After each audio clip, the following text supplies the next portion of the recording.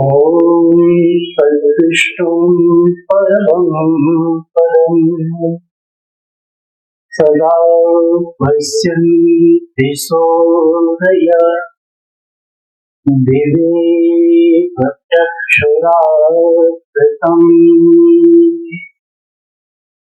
दिवे प्रत्यक्षरात्रितम्।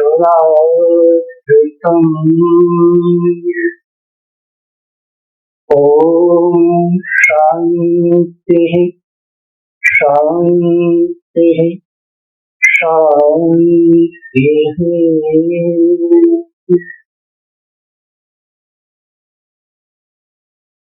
आज का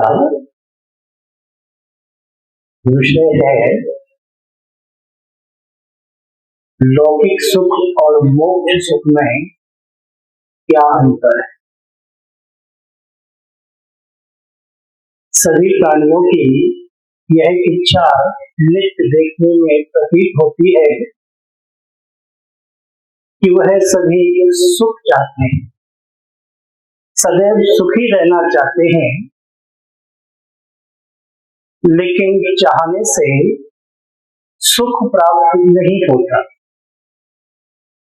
जिस प्रकार से शक्कर शक्कर कहने से मुंह मीठा नहीं होता, उसी प्रकार से सुख मात्र चाहने से प्राप्त नहीं होता। सुख के लिए कुछ उपाय इस जीवन में हमें नितांत आवश्यक है। यदि हम उन उपायों को अपने जीवन में करते हैं तो निश्चित ही सुख विशेष को प्राप्त होते हैं। लौकिक सुखों में और मोक्ष सुख में क्या अंतर है। लौकिक सुख क्षणिक होता है और मोक्ष सुख स्थायी होता है। लौकिक सुखों में दुख मिश्रित होता है और परमात्मा के सुख में दुख नहीं होता।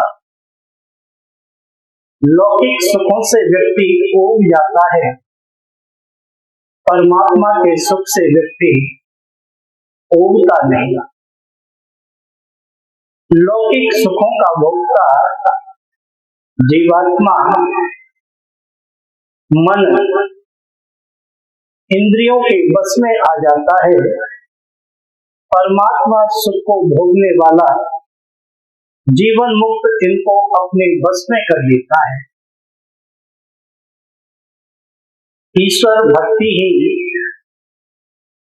वह माध्यम है कि जिसके द्वारा व्यक्ति उस परम पद को अर्थात मोक्ष को प्राप्त कर सकता है। मोक्ष को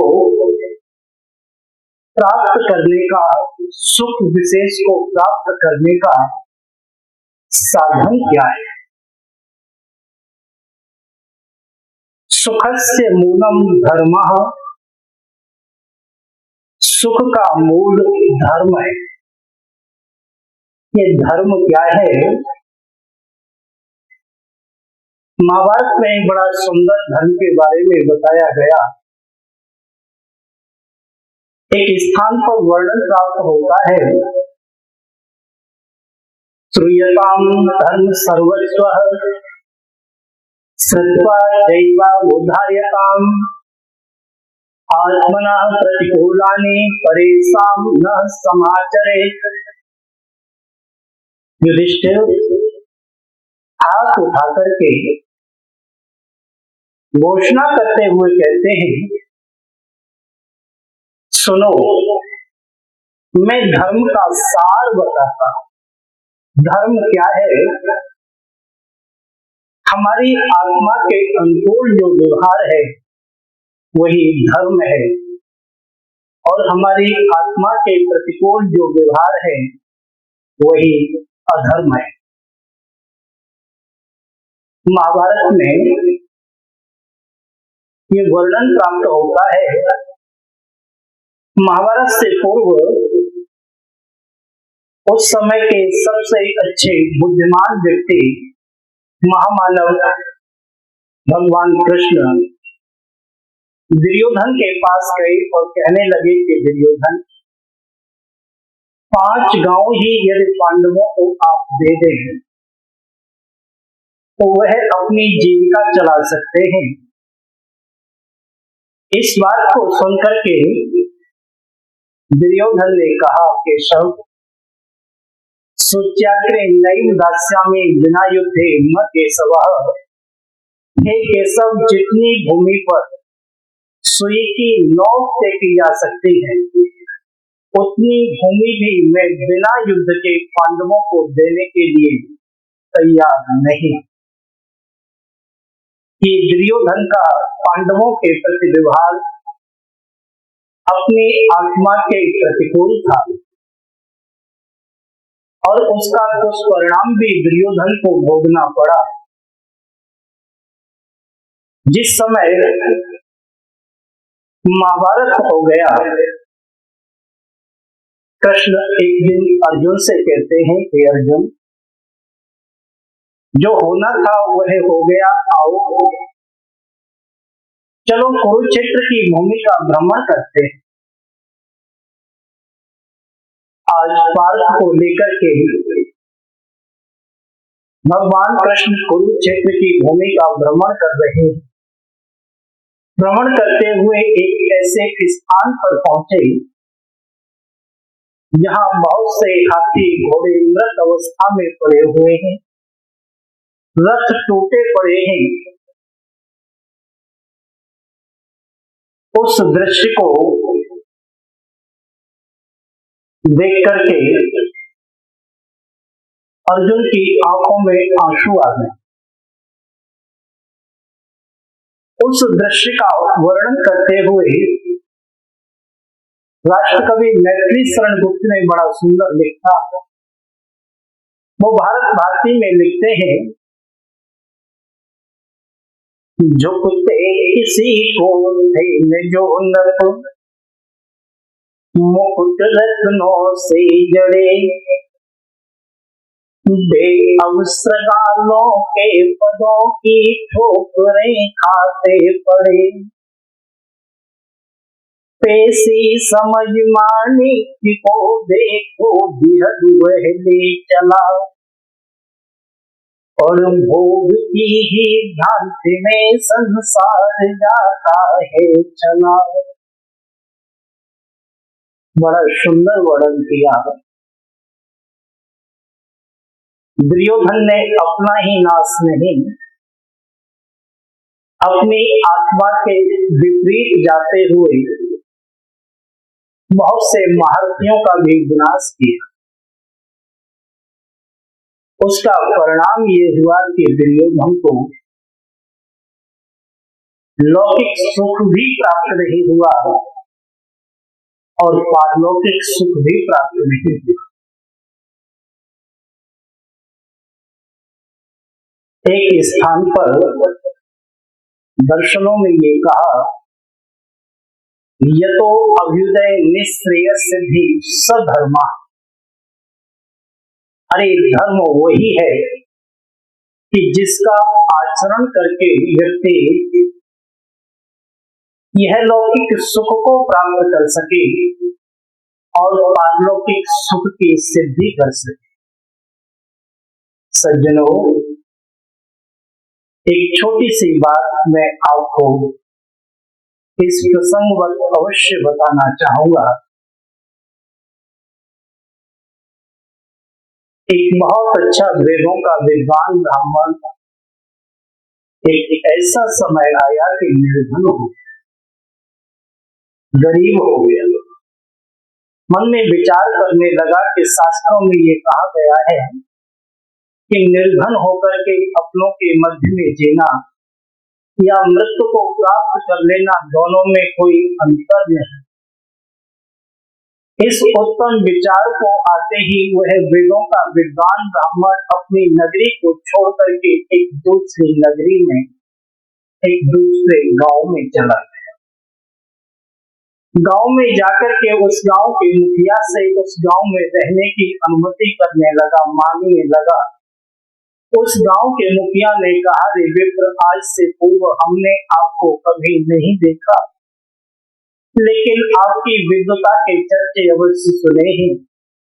और मेरे गांव का ये नियम है कि किसी दूसरे गांव से आए हुए व्यक्ति को हम अपने गांव में रहने की अनुमति प्रदान नहीं करते। आप वेदों के विद्वान हैं, मैं अपने गांव की व्यवस्था के विपरीत जाते हुए जहां आपको अपने गांव में रहने की अनुमति प्रदान करता हूं, वहीं आपसे साथ में ये कामना भी करता हूं कि जीविका अर्जन में यदि कोई मेरी सहायता की आवश्यकता पड़े तो आप निसंकोच मुझसे प्राप्त कर सकते हैं। ये कहकर के वह गांव का मुखिया इस वेदों के विद्वान ब्राह्मण को अपना गांव दिखाने के लिए ले जाता है। गांव की जितनी भी विशेषताएं थी उन सभी विशेषताओं से रूबरू कराता है। उदाहरण के रूप में नागरिकों के रहने के लिए जो सुंदर सुंदर भवन थे उन भवनों का दिग्दर्शन कराता है, गौचर भूमि को दिखाता है, उपजाऊ भूमि को दिखाता है, और अन्य जितनी भी विशेषताएं थी गांव की उन सभी विशेषताओं को दिखाते हुए उस गांव के मुखिया को सुबह से सायंकाल हो गई। आकाश में सूर्य अस्त होने लगा तो वह गांव का मुखिया और वेदों का विद्वान ब्राह्मण दोनों पुनः गांव की तरफ वापस हो गए।